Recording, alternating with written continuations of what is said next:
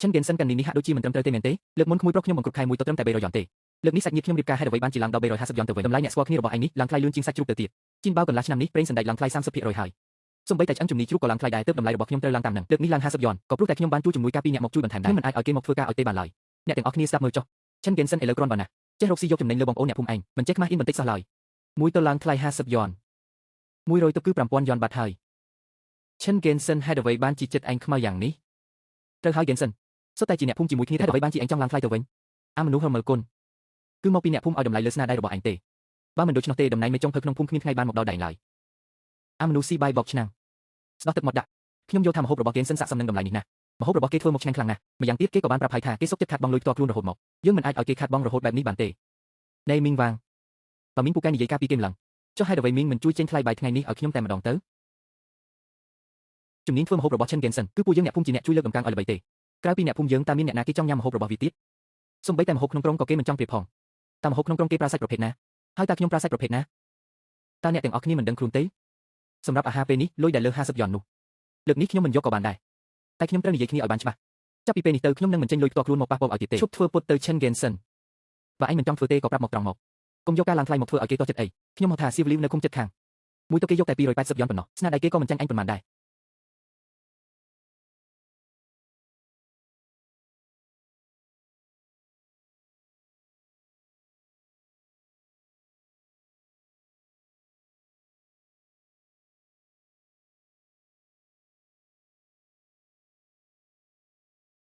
Genson យកតែប៉ុណ្ណឹងទៅបានហើយលុយដែលនៅសល់ចាត់ទុកថាអញសុំទោសបងប្អូនអ្នកភូមិចុះជីនបៅបាយពេលនេះខ្ញុំចាត់ទុកថាជាការជូនដោយឥតគិតថ្លៃតែអញត្រូវចាំទុកឲ្យច្បាស់នេះគឺជាអាហារពេលចុងក្រោយដែលខ្ញុំធ្វើនៅក្នុងភូមិឈីងហឺនេះ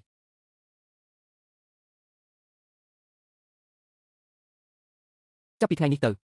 ខ្ញុំ Chen Genson នឹងឈប់ធ្វើម្ហូបនៅក្នុងភូមិឈីងហឺទៀតហើយទៅថ្ងៃមុខបើផ្ទះណាមានការជេរមង្គលកុំមកពឹងពាក់រកខ្ញុំឲ្យសោះអញប្រញាប់ចាក់ចេញទៅលើនេះភ្លាមទៅបើមិនដូច្នោះទេយើងនឹងវាយកំទេចឆ្នាំងដៃរបស់អញចោលមិនខានកុំមកធ្វើចរិតរកខ្ពស់នៅទីនេះពេកអញម្នាក់ផែនដីនេះក៏នៅតែវិលជុំវិញខ្លួនអញដែរហាទៅចុះទៅឲ្យឆ្ងាយទៅចង់មកបំភ័យអ្នកណាគេណាមានម្ហូបអញធ្វើតើពួកយើងរួមមិនបានមែនទេហាអាមនុស្សរមើលគុណឲ្យចាត់ទុកថាភូមិយើងមិនដែលមានមនុស្សដូចអញចុះ Genson អ្នកទាំងនេះត្រូវបានវាងជីនបៅបោកបញ្ឆោតអស់ហើយអញទៅចុះពួកគេមិនស័ក្តិសមនឹងញ៉ាំម្ហូបដែលអញធ្វើឡើយមីងវាងថ្ងៃក្រោយបើមីងបានចូលទៅក្នុងក្រុងខ្ញុំនឹងធ្វើម្ហូបឲ្យមីងញ៉ាំដោយឡែកជាពិសេស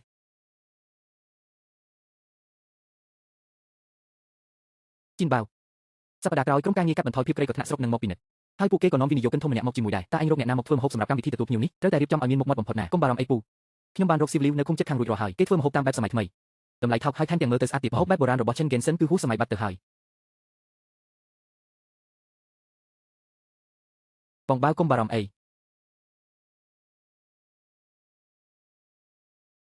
មើលតែពណ៌និងក្លិនរសជាតិនេះទៅអ្នកក្រុមចូលចិត្តញ៉ាំម្ហូបបែបនេះបំផុតពួកយើងត្រូវការអ្នកជួយរៀបចំគ្រឿងម្ហូបមួយខែ 3000 យ៉នមានកន្លែងស្នាក់នៅតែមិនមានអាហារឲ្យទេព្រមធ្វើដែរទេបាទខ្ញុំព្រមធ្វើអ្នកថ្មីទៅចិត្តដំឡូងបារាំងកន្លះកន្ត្រកនោះឲ្យអស់សិនទៅការរៀបចំគ្រឿងម្ហូបពេលនេះគឺងាយស្រួលទេទោះជាចិត្តមិនសូវស្មើគ្នាក៏មិនអីដែរកុំឲ្យតែវាធំពេកទៅបានហើយត្រូវប្រយ័ត្នមុតដៃផងស្នាដៃកម្មបិតពូកែណាស់ដំឡូងបារាំងហាន់បានល្អិតល្អមែនទែនលោកតើលោកគឺជាអ្នកណា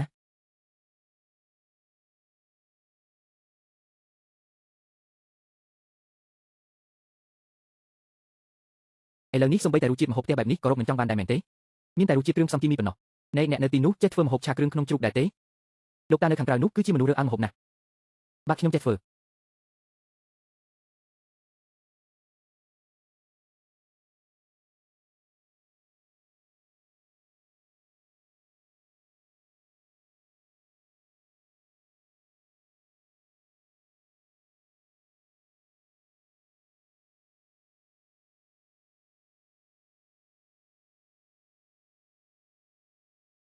ភ្លើងនឹងពេលវេលាចំអិននេះគឺជាបទពិសោធន៍ការងារ30ឆ្នាំតើចុងភៅនេះជាអ្នកណាគឺជាចុងភៅថ្មីដែលទើបតែមកដល់សាច់នេះជាសាច់ក្លាសេមែនទេហេតុអីបានជាមានក្លិនចម្លែកបែបនេះហើយស៊ុបនេះសុទ្ធតែប៊ីចេងទៀតលោកមេភូមិនេះគឺជាមុខម្ហូបពិសេសរបស់ភូមិអ្នកតើមានរឿងអ្វីកើតឡើងមិនមែនថាជាចុងភៅជំនាញទេអីនេះគឺជារសជាតិដែលពេញនិយមបំផុតនាពេលបច្ចុប្បន្នស្អាតនិងមានអនាម័យអ្វីដែលពួកយើងចង់បានគឺរសជាតិនៃស្រុកកំណើត គឺជាវប្បធម៌ជនបទដែលមានរសជាតិដើមពិតរបស់បែបនេះខ្ញុំឃើញនៅក្នុងប្រអប់អាហារវេចខ្ចប់នៅទីក្រុងរាល់ថ្ងៃខ្ញុំមើលទៅភូមិរបស់អ្នកហាក់ដូចជាមិនយកចិត្តទុកដាក់ចំពោះការចុះពិនិត្យលើកនេះតតែសោះមិនគួរឲ្យជឿសោះធ្វើដៃធ្វើម្ហូបរបស់ Gensen បែរជាធ្វើឲ្យហាងតូចមួយនេះដែលចិត្តនឹងត្រូវបិទទ្វារទៅហើយនោះល្បីល្បាញខ្លាំងទូតែម្ដងនិយាយថាមានចុងភៅលាក់មុខម្នាក់ធ្វើម្ហូបការបានយ៉ាងអស្ចារ្យមុខម្ហូបនេះមួយគឺពិតជាពិសេសណាស់ហើយនិយាយថារសជាតិគឺលេខ1តែម្ដងធ្វើឲ្យអតីតប្រធានសមាគមអាហារដែលចូលនិវត្តន៍ហើយញ៉ាំរហូតដល់ស្រក់ទឹកភ្នែកគ្រាន់តែពិបាករកកន្លែងចតឡានបន្តិចឡានរបស់ខ្ញុំចតនៅចម្ងាយ2គីឡូម៉ែត្រឯណោះបង Gensen ខ្ញុំត្រៀមនឹងពង្រីកហាងហើយឈ្មោះក៏បដូរដែរដាក់ឈ្មោះថា Gensen ស៊ឺយៀនបងយកភាគហ៊ុន 70% ហាងនេះគឺជាស្លាកយីហោមាសខ្ញុំយក 70% អីច្រើនមែនទេមិនច្រើនទេបើគ្មានធ្វើដៃរបស់បងទេហាងអាហារដូនដារបស់ខ្ញុំច្បាស់ជាខ្សែធនហើយ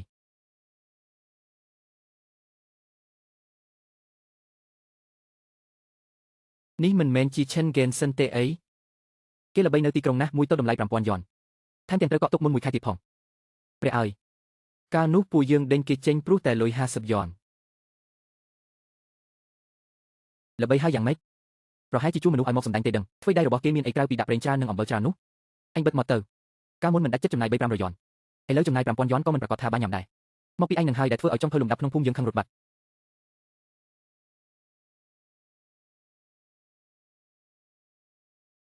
ថាកែស្រីថែមឲ្យខ្ញុំមួយទៅទៀតមករឿងលុយមិនមែនជាបញ្ហាទេថ្ងៃនេះខ្ញុំចង់ទទួលភ្ញៀវកិត្តិយសសូមទោសលោកលាវលោកគ្រូឈិនមានច្បាប់តឹងរឹងណាស់មួយថ្ងៃធ្វើតែមួយទៅប៉ុណ្ណោះហើយក៏មិនឲ្យកំងមុខម្ហូបដែរគេទិញបានអ្វីគេធ្វើនឹងបើលោកចង់ញ៉ាំត្រូវរងចាំដល់ខែក្រោយចរិតអីក៏ពិបាកម្លេះគ្រាន់តែជាចុងភៅសោះធ្វើចរិតរកខ្ពស់ម្លេះភ្លើងដល់កម្រិតហើយម្ហូបនេះមួយសុទ្ធតែមានព្រលឹងបើធ្វើលើសពីមួយតូបវានឹងក្លាយជាការលីឡំមិនល្អបើមិនឲ្យតម្លៃស្លាកយីហោខ្ញុំទេក៏សូមអញ្ជើញត្រឡប់ទៅវិញចុះខ្ញុំមិនជឿតតែសោះថ្ងៃនេះខ្ញុំត្រូវតែសាករសជាតិម្ហូបនៅក្នុងហាងកំពេចកំពកនេះឲ្យបានបើធ្វើមិនឆ្ងាញ់ទេប្រយ័ត្នខ្ញុំវាយកំទេចហាងនេះចោល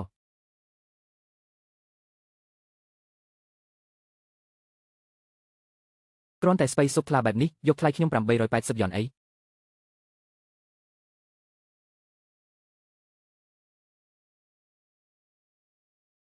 អស្ចារ្យណាស់ពិតជាអស្ចារ្យមែនគ្រាន់តែញ៉ាំទឹកស៊ុបមួយម៉ាត់ស្រាប់តែមានរសជាតិមាន់ចាស់រសជាតិឆ្អិនជំនីនិងភាពស្រស់នៃខ្យងសមុទ្រក្រៀមធ្វើដៃបែបនេះឲ្យ80000 យ៉នក៏សមដែរលោកគ្រូឈិនកន្លែងសម្រាប់ខែក្រោយខ្ញុំសុំកក់ទាំងអស់មកពីអញចង់បានរបស់ថោកម្ហូបថោកដែលអាលីវធ្វើសុទ្ធតែប្រើសាច់ក្លាសេដែលមិនដឹងថាទុកចោលយូរប៉ុណ្ណាទេមនុស្សក្នុងភូមិជាច្រើនអ្នកញ៉ាំទៅចង្អោលផងរៀបផងគុំលោឡាអីញ៉ាំរបស់មិនសូវស្អាតខ្លះទៅមិនងាយឈឺទេអាChen Gensenជាមនុស្សក្បាលរឹងនៅទីក្រុងច្បាស់ជារស់មិនបានយូរទេមិនយូរមិនឆាប់គង់តែនឹងត្រឡប់មកអង្វរពួកយើងវិញទេឯងដឹងស្អីទៅខ្ញុំលើអាដាជួងដែលត្រឡប់មកពីទីរួមខេត្តនិយាយថាChen Gensenនៅខាងក្រៅរស់នៅបានយ៉ាងសុខស្រួលឥឡូវគេត្រូវបានគេហៅថាជាកម្ពុជាចុងភើលាក់មុខទៅហើយអញថាអីអូយ Gensen មីងទី2មកសួរសុខទុក្ខអញហើយឮថាម្ហូបដែលអញធ្វើឆ្ងាញ់ណាស់មីងមកពីឆ្ងាយណាស់អញត្រូវតែរៀបចំមួយតោសម្រាប់ទទួលមីងឲ្យបានណាអូលោកស្រីទាំងឡាយនៅទីនេះត្រូវតែកក់ទុកមុនកក់ស្អីទៅពួកយើងមកពីភូមិតែមួយកាល Gensen នៅតូចខ្ញុំធ្លាប់ដេកស្បែកជើងឲ្យគេទៀតផងគ្រាន់តែមកញ៉ាំបាយមួយពេលមានរឿងអីមីងទី2កាលឆ្នាំនោះស្បែកជើងដែលមីងធ្វើម៉ែខ្ញុំបានយកកំសៅមីកន្លះបាវទៅដូរយកទេតើខ្ញុំមិនបានជំពាក់ឯងទេហេតុអ្វីឯងនិយាយស្ដីបែបនេះថ្ងៃដែលខ្ញុំចាក់ចេញខ្ញុំបាននិយាយរួចហើយនៅភូមិឈីងហឺខ្ញុំឈួតម្ដងរួចទៅហើយពេលនេះផ្ទះមួយនេះគឺធ្វើសម្រាប់តែភ្ញៀវដែលចំណាយលុយប៉ុណ្ណោះទ្វារនៅខាងនោះមិនបាច់ឲ្យខ្ញុំជូនទេមនុស្សហមើលគុណ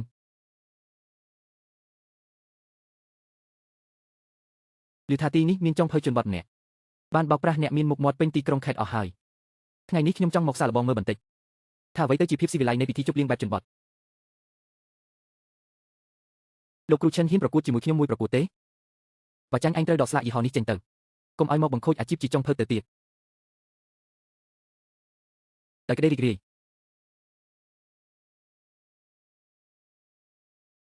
មុខម្ហូបលំដាប់ខ្ពស់មុនដំបូងគឺត្រូវការគ្រឿងផ្សំលំដាប់ខ្ពស់មនុស្សស្រែចម្ការដូចឯងធ្លាប់ឃើញទេ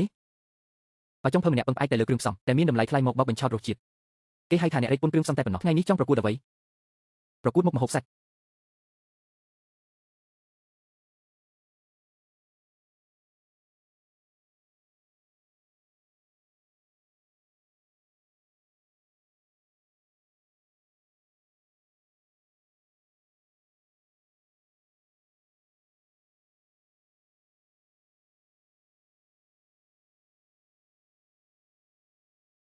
ភ្លើងល្មមល្មួតល្អណាស់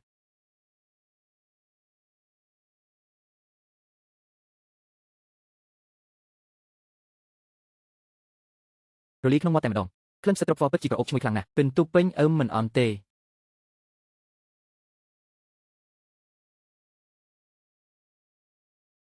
រសជាតិមួយនេះដូចទៅនឹងសាច់ដែលលោកយាយដែលចែកឋានទៅរបស់ខ្ញុំធ្វើឲ្យញ៉ាំកាលពីចូលឆ្នាំណានេះហើយគឺជារសជាតិជីវិតពិតប្រាកដមេចុងភៅចៅម្ហូបរបស់លោកគឺឥតខ្ចោះប៉ុន្តែខ្វះវិញ្ញាណសាច់របស់លោកគ្រូឈិនទោះបីជាមើលទៅសាមញ្ញប៉ុន្តែអាចធ្វើគ្រឿងផ្សំដ៏សាមញ្ញបំផុតឲ្យមានរសជាតិដ៏កម្រិតកំពូលខ្ញុំសូមប្រកាសថាការប្រកួតនេះលោកគ្រូឈិនជាអ្នកឈ្នះមុននឹងធ្វើម្ហូបត្រូវរៀនធ្វើជាមនុស្សជាមុនសិនកុំមើលងាយរបស់ដែលដុះចេញពីដីឲ្យសោះទទួលបានការអប់រំហើយលោកអគ្គនាយកវាងឆ្នាំនេះភូមិរបស់ពួកយើងបានដាំចម្ការផ្លែឈើទំហំ300ម៉គ្រាន់តែចាំលោកមានប្រសាសន៍តែ1ម៉ាត់គឺនឹងប្រមូលទិញផ្លែឈើទាំងអស់ដើម្បីបង្ហាញពីភាពស្មោះត្រង់របស់ពួកយើងបានរៀបចំសម្បត្តិជប់លៀងទទួលស្វាគមន៍លោកយ៉ាងពិសេសតើលោកយល់យ៉ាងណាដែរភាពស្មោះត្រង់អីទៅមេភូមិលីនេះឬដែលហៅថាភាពស្មោះត្រង់របស់ពួកលោកអញ្ជើញខ្ញុំឲ្យមកញ៉ាំកន្លែងដែលរួចហើយពេញបែបរៀបចំពិធីជប់លៀងដោយប្រើគ្រឿងសំហួរកំណត់បាយបែបហ្នឹងពួកលោកខ្លួនឯងញ៉ាំកើតទេសូម្បីតែពួកលោកខ្លួនឯងក៏មិនញ៉ាំផងតើឲ្យខ្ញុំហ៊ានប្រមូលទិញផ្លែឈើរបស់ពួកលោកដោយរបៀបណាលោកអគ្គនាយកវាងសូមកុំខឹងអីខ្ញុំនឹងបដូរមុខម្ហូបថ្មីជូនលោកកុំខឹងអីកុំនិយាយរឿងឥតប្រយោជន៍ច្រើនពេកលើកលែងតែមនុស្សដែលចេញពីភូមិរបស់ពួកលោកគឺលោកឈិនហ្គេនសិនម្នាក់នេះដែលខ្ញុំគោរពកោតសរសើរជាយូរមកនេះពួកលោកអាចអញ្ជើញគាត់ឲ្យត្រឡប់មកវិញបានដើម្បីធ្វើម្ហូបជប់លៀងបែបអ្នកស្រែពិតប្រាកដជុំខ្ញុំឲ្យខ្ញុំបានឃើញពីភាពស្មោះត្រង់របស់ភូមិពួកលោកផ្លែឈើទាំង300ម៉ឺននេះខ្ញុំនឹងទទួលទិញទាំងអស់វាងជីនប៉ៅមើលរឿងល្អដែលឯងបានធ្វើចុះកាលពីមុនដើម្បីតែសន្សំលុយ50យ៉ននោះបែរជាបង្ខំឲ្យទេវតាទ្រព្យប្រចាក់ចេញទៅបាត់ពួកឲ្យអាឈិនហ្គេនសិនទូវាខ្លាំងយ៉ាងណាក៏វាចេញពីភូមិយើងដែរភ្នោខ្មោចឪពុកវានៅភ្នំក្រោយភូមិនៅឡើយទេវាមិនហ៊ានមិនផ្ដល់មុខមាត់ឲ្យពួកទេពួកយើងទៅទីក្រុងហៅវាបន្តិចទៅវានឹងប្រញាប់រត់មកវិញមិនខានកុំនិយាយច្រើនប្រញាប់រៀបចំឡានថ្ងៃនេះទោះបីជាត្រូវលុតជង្គង់ក៏ត្រូវតែអង្វរឲ្យវាត្រឡប់មកវិញឲ្យបាន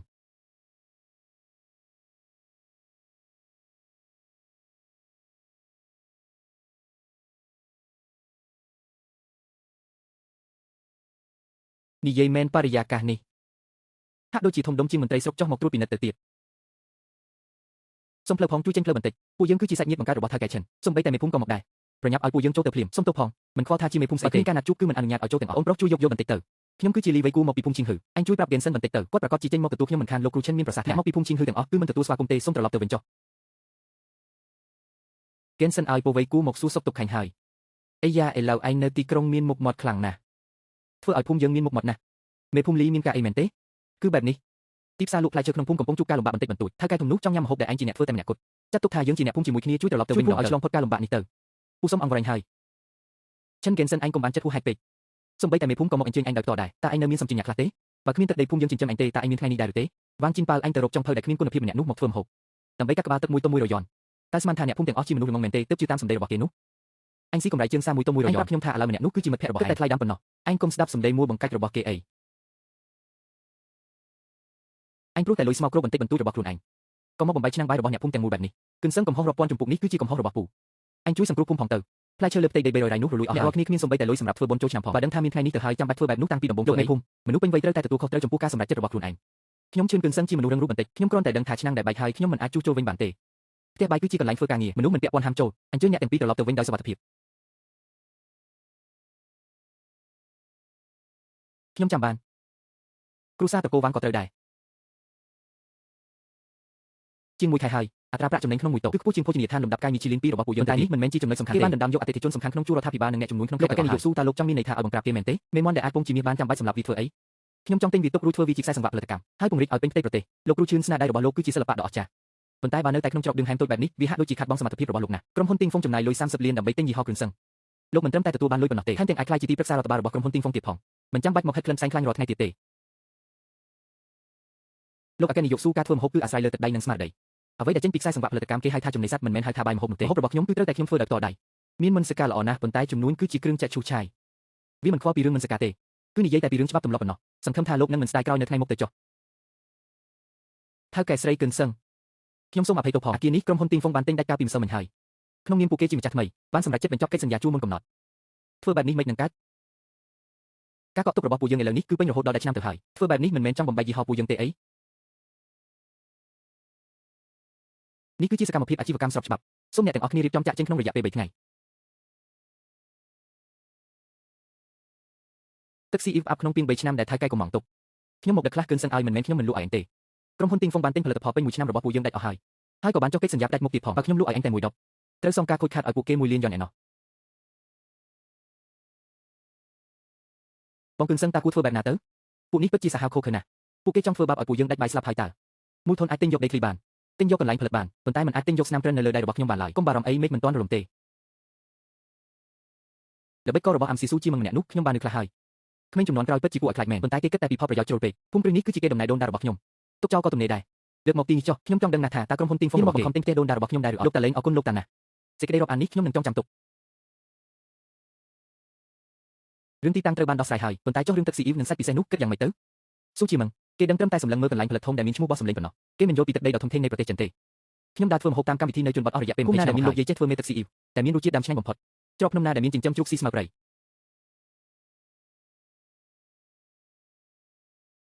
គ្រឿងផ្សំលំដាប់កំពូលពីប្រភពដើមទាំងនេះទើបជាអនាគតនៃវិស័យម្ហូបអាហារសម័យថ្មីលោកអាកែនាយកឡើយតើរសជាតិមិនត្រូវមែនទេនេះគឺជាម្ហូបដែលធ្វើឡើងតាមរូបមន្តច្បាស់លាស់បំផុតលោកអាកែនាយកសួរឲ្យសាច់គឺល្អពិតមែនប៉ុន្តែពេលញ៉ាំទៅរសជាតិហាក់ដូចជាគ្មានវិញ្ញាណអញ្ចឹងវាមិនមានក្លិនឈ្ងុយដែលចេញពីផ្ទះក្តៅនោះទេវាខ្វះព្រលឹងម្ហូបបែបនេះបោកបានតែពួកក្មេងប៉ុណ្ណោះតែមិនអាចបោកពួកយើងដែលធ្លាប់ញ៉ាំទឹកដៃលោកគ្រូឈឿនបានទេវាមិនទាន់ដល់កម្រិតទេ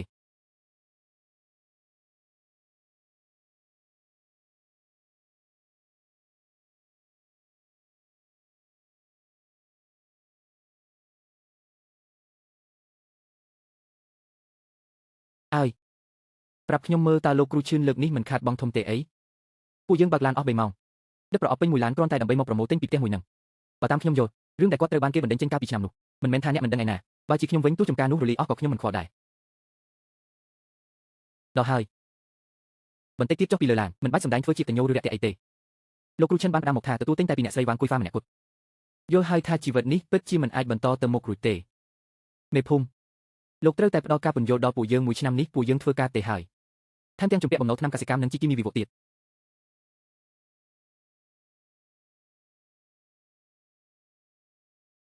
តើនរណាជាវ៉ាងគួយហ្វាគឺខ្ញុំនឹងហើយវ៉ាងគួយហ្វាឮថាផ្លែឈើក្នុងចម្ការរបស់អ្នកលក់មិនដាច់មែនទេខ្ញុំត្រូវបានលោកឈិនហ្គិនសឹងដែលជាលោកគ្រូធំពឹងពាក់ឲ្យមកទទួលទិញផ្លែឈើពីផ្ទះរបស់អ្នកថាអីហ្នឹងឈិនហ្គិនសឹងបញ្ជូនមនុស្សឲ្យមកទិញផ្លែឈើមែនទេ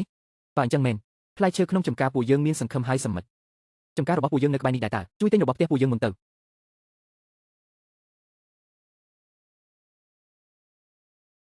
តើពួកអ្នកកំពុងធ្វើអីហ្នឹងលោកគ្រូឈិនពឹងពាក់ឲ្យខ្ញុំទិញតែផ្លែឈើរបស់គ្រួសារអ្នកស្រីវ៉ាងគួយហ្វាប៉ុណ្ណោះវាមិនពាក់ព័ន្ធជាមួយពួកអ្នកទេស្អីគេមិនព្រមទិញផ្លែឈើរបស់ពួកយើងទេអីហេតុអីទៅឬមួយក៏ហ្គិនសឹងកំពុងខឹងពួកយើងដែលបានដេញគេចេញអូយពិតជាបាបកម្មមែនតោះនាំពួកយើងទៅចំការរបស់អ្នកទៅ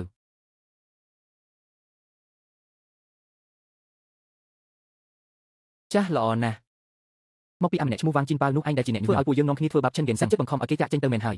សុទ្ធតែមកពីអាវ៉ាងជីនប៉ាវនឹងឯងតោះពួកយើងទៅរកវាខ្ញុំថែមទាំងបានលមកថាមូលហេតុដែលវ៉ាងជីនប៉ាវបង្ខំឲ្យឈិនហ្គិនសឹងចាក់ចេញគឺដើម្បីឲ្យមិត្តភក្តិរបស់វាចូលមកបន្តដើម្បីស៊ីកម្រៃជើងសារនឹងណាវ៉ាងជីនប៉ាវអាមនុខូច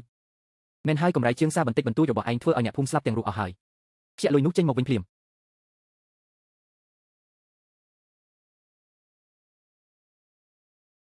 អញចេញទៅវ៉ាងជីនប៉ាវ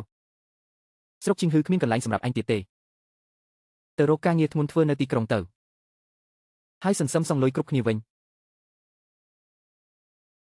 វេទិកាធុរកិច្ចលំដាប់ខ្ពស់បំផុតប្រចាំខេត្តចិត្តចាប់ផ្ដើមប្រារព្ធឡើងហើយនេះមិនមែនត្រឹមតែជាកិច្ចប្រជុំធម្មតានោះទេតែវាជាការបង្ហាញពីឥទ្ធិពលនិងសមត្ថភាព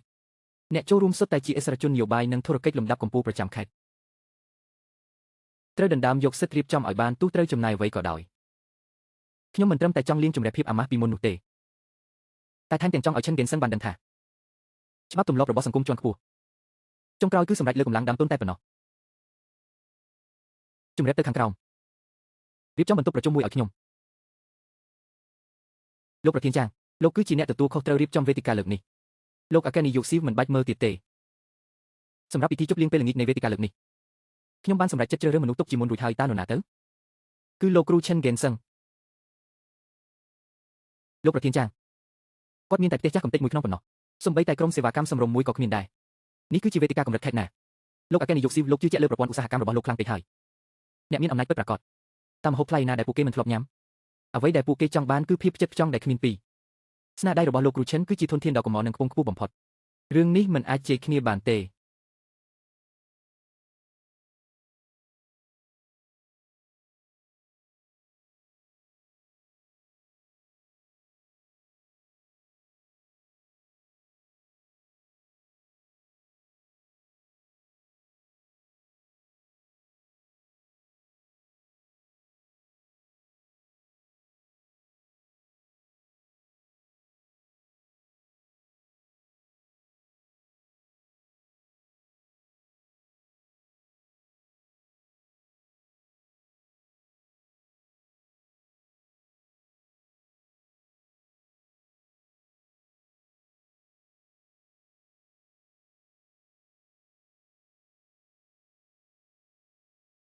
លោកគ្រូឈិនសម្រាប់អាហារថ្ងៃនេះស្ពៃក្តោបទឹកស៊ុបនិងសាច់ខ្នុបបែបអ្នកស្រែបានធ្វើឲ្យពួកភ្ញៀវបរទេសទាំងនោះកោតសរសើរមិនដាច់ពីមាត់ឡើយហាលោកពិតជាខ្លាំងមែនកាត់ផ្ដាច់ខ្សែសង្វាក់គ្រប់គុំចម្លងមុខម្ហូបតាមវិធីសាស្ត្រទាំងនេះពិតជាអន់ណាស់ឈិនហ្គេនសឹងឈ្នះដោយសារស្នាដៃអញ្ចឹងពួកយើងត្រូវបដិសេធស្នាដៃនោះពីមូលដ្ឋានគ្រឹះតែម្ដងលោកអគ្គនាយកស៊ីវតើលោកចង់មានន័យថាម៉េចជំរុញឲ្យសមាគមឧស្សាហកម្មចេញបទបញ្ញត្តិថ្មីស្ដីពីស្តង់ដារអាហារនិងសុវត្ថិភាពចំណីអាហាររបស់របរណាដែលមិនឆ្លងកាត់ប្រព័ន្ធឧស្សាហកម្មទឹកស៊ីអ៊ីវធ្វើដោយដៃដែលគ្មានស្លាកសញ្ញាត្រួតពិនិត្យគុណភាពនិងសាច់ផ្អាប់តាមបែបបុរាណត្រូវចាត់ទុកថាជាផលិតផលខុសច្បាប់ដែលគ្មានប្រភពច្បាស់លាស់ខ្ញុំនឹងប្រើប្រាស់ច្បាប់ដែលស្របច្បាប់ដើម្បីបិទឆ្នាំងបាយរបស់វាមានគេដឹងមកថាទីនេះប្រើប្រាស់គ្រឿងទេសដែលគ្មានអាជ្ញាប័ណ្ណត្រឹមត្រូវវាមិនអាចទៅរួចទេរាល់គ្រឿងផ្សំទាំងអស់ដែលទិញតាមច្រកផ្លូវមិនផ្លូវការត្រូវតែធ្វើការបិទត្រាទុកទាំងអស់សមិទ្ធទាំងនេះសុទ្ធតែពួកយើងធ្វើដោយដៃផ្ទាល់ណាវាស្អាតជាងរបស់ដែលគេលក់នៅខាងក្រៅដល់ទៅ100 ដងឯណោះពួកយើងមិនខ្វល់ពីរឿងធ្វើដោយដៃនោះទេពួកយើងមើលតែវិញ្ញាបនបត្របញ្ជាក់ស្តង់ដារឧស្សាហកម្មនិងរបាយការណ៍ត្រួតពិនិត្យគុណភាពតែទេគឺមានន័យថាខុសច្បាប់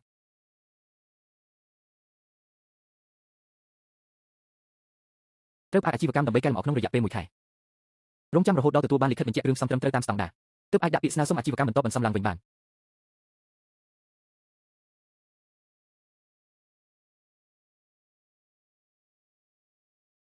ខ្ញុំមិនប្រកួតប្រជែងស្នាដៃធ្វើម្ហូបជាមួយអ្នកទេគឺខ្ញុំនឹងកំទេចមុខរបររបស់អ្នកតែម្ដងលោកគ្រូចិនពេលនេះលោកយល់ហើយឬនៅសម័យកាលបានផ្លាស់ប្ដូរហើយវីរបុរសតែម្នាក់ឯងនៅចំពោះមុខស្តង់ដារឧស្សាហកម្មគឺមិនអាចទប់ទល់បានឡើយបើអ្នកព្រមចុះហត្ថលេខាពួកយើងអាចយករបស់របរធ្វើតាមបែបបុរាណរបស់អ្នកមកវេចខ្ចប់ជាផលិតផលឧស្សាហកម្មដែលស្របតាមស្តង់ដារលោកនៅតែជាកម្ពុជាមេចុងផិតដដែលប្រើម៉ាស៊ីនដើម្បីជំរុញការផ្អាប់ដាក់សារធាតុរក្សាទុកឲ្យបានយូរដើម្បីរក្សាភាពស្រស់នោះនៅតែជាម្ហូបរបស់ខ្ញុំទៀតអ្នកញ៉ាំមិនអាចដឹងពីភាពខុសគ្នានោះទេអ្នកត្រូវតែទទួលស្គាល់ការពិតបើមិនយល់ព្រមទេសូម្បីតែកន្លែងចង្ក្រានបាយក៏អ្នកមិនអាចចូលក្បែរបានដែរលោកអគ្គនាយកស៊ីវច្បាប់ទម្លាប់គឺមនុស្សជាអ្នកកំណត់ប្រសិនបើច្បាប់ដែលពួកលោកកំណត់ឡើងគឺដើម្បីបំផ្លាញរបស់ល្អដែលដូនតាបានបន្សល់ទុកឲ្យវិនាសសាបសូន្យនោះខ្ញុំនឹងទៅផ្លាស់ប្ដូរច្បាប់នេះដោយខ្លួនឯងដោយផ្អែកលើអ្នកដែលគ្រាន់តែជាចុងភៅម្នាក់នឹងឬគឺដោយផ្អែកលើដៃទាំងពីររបស់ខ្ញុំនេះឯងអញ្ចឹងចាំមើលទៅចុះលោកគ្រូចិនហ្គេនសេងល្បិចរបស់លោកស៊ីវជីមីងលើកនេះពិតជាសាហាវណាស់គេបានឆ្លៀតឱកាសប្រើចន្លោះប្រហោងនៃច្បាប់បច្ចុប្បន្នបើយើងតាំងដោយកម្លាំងបាយគឺយើងជាអ្នកចាញ់ប្រៀបលោកអគ្គនាយកចាងលោកជាមនុស្សមានចំណេះដឹងនិងបទពិសោធន៍ច្រើនប្រសិនបើរបស់ខ្ញុំអាចទទួលបានការបញ្ជាក់ក្នុងកម្រិតថ្នាក់ជាតិតែច្បាប់ថ្មីក្នុងខេត្តរបស់គេនឹងមិនអាចមកសង្កត់សង្កិនខ្ញុំបានទៀតទេមែនទេលោកចង់មានន័យថាដាក់ពាក្យស្នើសុំកិច្ចការពីបេតិកភណ្ឌវប្បធម៌អរូបីកម្រិតថ្នាក់ជាតិមិនត្រឹមតែជាការការពារប៉ុណ្ណោះទេខ្ញុំចង់ប្រើទិន្នន័យវិទ្យាសាស្ត្រដែលមានសិទ្ធិអំណាចបំផុតដើម្បីវាយកំទេចស្តង់ដារឧស្សាហកម្មរបស់គេមិនត្រឹមតែត្រូវមានលិខិតបញ្ជាក់បេតិកភណ្ឌប៉ុណ្ណោះទេប៉ុន្តែថែមទាំងត្រូវទទួលបានការបញ្ជាក់ពីកន្លែងសំខាន់ថ្នាក់ជាតិគឺរបាយការណ៍ត្រួតពិនិត្យពីមន្ទីរពិសោធន៍អាហារកម្រិតថ្នាក់ជាតិទៀតផងដល់ពេលនោះទុកឲ្យទិន្នន័យជាអ្នកឆ្លើយតបជំនួសយើងចុះ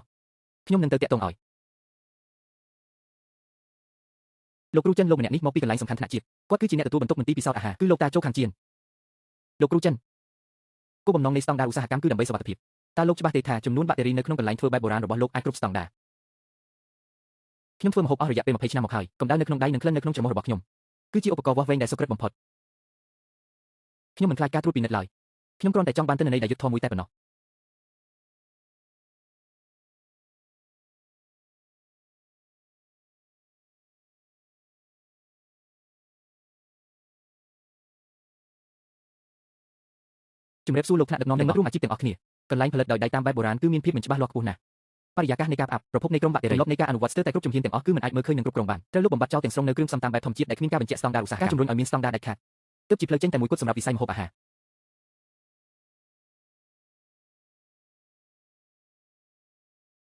ចិនហ្គេនសេងទីនេះគឺជាកន្លែងសម្រាប់កំណត់ច្បាប់ទម្លាប់នៃអាជីពនេះមិនមែនជាផ្ទះបាយរបស់អ្នកទេលោកអគ្គនាយកស៊ីវតែងតែលើកឡើងពីស្តង់ដារឧស្សាហកម្មជានិច្ចអញ្ចឹងពួកយើងមកមើលទិន្នន័យវិញម្ដងទៅនេះគឺជាទឹកស៊ីអ៊ីវធ្វើដោយដៃរបស់ខ្ញុំប្រៀបធៀបជាមួយនឹងទឹកស៊ីអ៊ីវឧស្សាហកម្មរបស់ក្រុមហ៊ុន Dingfeng កម្រិតអាស៊ីតអាមីណូនៅក្នុងរបស់ខ្ញុំគឺលើសពីកម្រិតខ្ពស់បំផុតនៃស្តង់ដារជាតិរហូតដល់ទៅ1 ដងដោយសារតែការផ្អាប់តាមបែបធម្មជាតិ2 ដងសកម្មភាពអង់ស៊ីមដែលមានប្រយោជន៍គឺខ្ពស់ជាងរបស់ពួកលោកចំនួន10 ដងចំណែកឯផលិតផលឧស្សាហកម្មដែលពួកលោកមានមោទនភាពនោះដើម្បីរក្សាទុកឲ្យបានយូរ បានបន្ថែមសារធាតុប៉ូតាស្យូមសូបាតចំនួន2ភាគក្នុង1000តើពួកលោកមិនខ្លាចថាអ្នកញ៉ាំនឹងខូចសុខភាពទេម៉ាស៊ីនរបស់ពួកលោកអាចចម្លងបានតែសម្បកប្រើនៃរសជាតិតែប៉ុណ្ណោះតែមិនអាចចម្លងនៅតម្លៃដែលកើតចេញពីពេលវេលាបានឡើយការយកលេសរឿងសុវត្ថិភាពមកធ្វើការផ្ដាច់មុខលើដើមទុនការយករបស់អន់មកដេញរបស់ល្អចេញពីទីផ្សារជាមេរោគដ៏ពិតប្រាកដនៅក្នុងវិស័យនេះទោះបីជាទិន្នន័យល្អក៏ដោយនេះគ្រាន់តែជារឿងលើកលែងតែប៉ុណ្ណោះអ្វីដែលមិនអាចផលិតបានច្រើនក្នុងពេលតែមួយគឺគ្មានតម្លៃពាណិជ្ជកម្មឡើយអ្នកណាថាគ្មានតម្លៃខ្ញុំបានសហការជាមួយក្រុមហ៊ុនវិនិយោគកម្ពុជាចំនួន12រួចរាល់ហើយដើម្បីរួមគ្នាវិនិយោគបង្កើតមូលនីតិការពីវិស័យម្ហូបអាហារតាមបែបបុរាណដំបូងបង្អស់វិធីសាស្ត្ររបស់លោកគ្រូចិននឹងក្លាយជាស្តង់ដារខ្ពស់បំផុតនៅក្នុងវិស័យនេះដើម្បីបន្តវេននូវស្នាដៃដ៏ប្រណីតក្នុងទ្រង់ទ្រីតូចនេះគឺជាឯកសារដែលទើបតែត្រូវបានអនុម័តដោយក្រសួងវប្បធម៌ក្បួនធ្វើម្ហូបបុរាណវិថីឈីងហ៊ឺរបស់លោកគ្រូចិនហ្គែនសេងនៅសិល្បៈនៃការចម្អិនត្រូវបានបញ្ចូលជាផ្លូវការទៅក្នុងកម្រិតថ្នាក់ជាតិនៃបញ្ជីបេតិកភណ្ឌវប្បធម៌រូបីគ្មានបុគ្គលឬសហគ្រាសណាម្នាក់មានសិទ្ធិយកលេខក្នុងនាមអ្វីក៏ដោយដើម្បីមកបិទគប់គ្រឿងផ្សំស្នូលរបស់វាបានឡើយល្អណាស់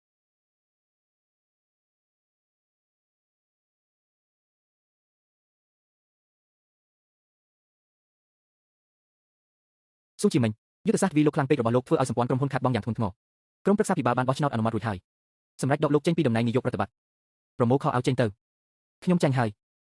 មិននឹកស្មានថាខ្ញុំបែរជាមកចាញ់អ្នកភូមិដែលកាន់វេកម្នាក់សោះលោកគ្រូចិនលោកបានយកឈ្នះលើក្រុមហ៊ុនវិនិយោគម្ហូបអាហារដ៏ធំបំផុតហើយថែមទាំងបានឡើងមកដល់ចំណុចកំពូលនៃវិស័យម្ហូបអាហារប្រចាំខេត្តមានភោជនីយដ្ឋានលំដាប់កំពូលជារបស់ខ្លួនឯងទៀតតើពេលនេះអ្វីដែលលោកចង់ធ្វើបំផុតគឺជាអ្វីទៅបាក់ទ្វាលោកគ្រូចិនមិនបានរក្សាទុកចំណេះដឹងធ្វើម្ហូបដើម្បីតែមានបានម្នាក់ឯងនោះទេប៉ុន្តែគាត់បានបង្កើតសាលាបង្រៀនធ្វើម្ហូបដោយឥតគិតថ្លៃលក្ខខណ្ឌគឺតឹងរឹងបំផុតគឺគាត់ព្រមទទួលយកតែអ្នកដែលចេះអត់ធ្មត់និងយល់ដឹងពីច្បាប់ទម្លាប់តែប៉ុណ្ណោះមុននឹងកាន់វ័យត្រូវលាងជម្រះចិត្តជាមុនសិនបើអ្នកណាហ៊ានឃើញតែប្រយោជន៍លុយកាក់ហើយលួចដាក់របស់មិនល្អចូលក្នុងឆ្នាំងរបស់ភ្ញៀវខ្ញុំនឹងវាបំបាក់ដៃរបស់គេចោលមិនខានបាទលោកគ្រូនៅក្នុងភូមិមានសភាពស្ងប់ស្ងាត់ជ្រុងមេភូមិហ្គែនសឹងពេលនេះគឺជាអ្នកធំម្នាក់ទៅហើយទ្រព្យសម្បត្តិរបស់គេគឺច្រើនលើសលប់លើសពីពួកយើងឆ្ងាយណាស់ឬក៏លោកសាក់ខទៅគាត់ម្ដងទៀតមើលពួកយើងមិនបានសុំឲ្យគាត់មកចូលរួមកម្មវិធីជប់លៀងទេតែសុំឲ្យគាត់ជួយធ្វើផ្លូវមួយខ្សែឲ្យអ្នកភូមិក៏បានដែរ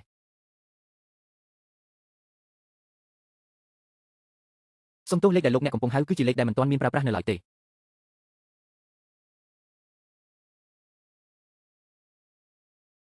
នេះហើយជាកម្មពៀននេះគឺជាព្រះជាម្ចាស់ដែលដាក់ទោសចំពោះភូមិឈីងហ៊ឺដែលមានចិត្តចង្អៀតចង្អល់កាលពីមុន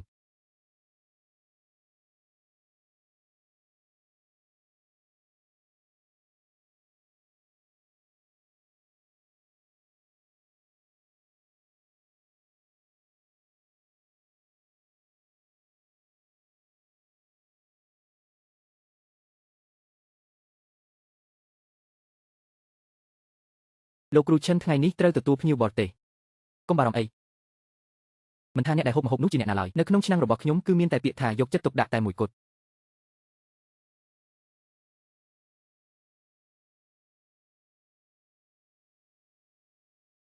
លោកគ្រូប៉ុន្មានឆ្នាំមកនេះលោកតស៊ូតាំងពីការធ្វើម្ហូបតាមភូមិរហូតដល់ក្លាយជាមេចុងភៅលំដាប់កំបាំងពិតប្រាកដរបស់លោកគឺជាអ្វីទៅ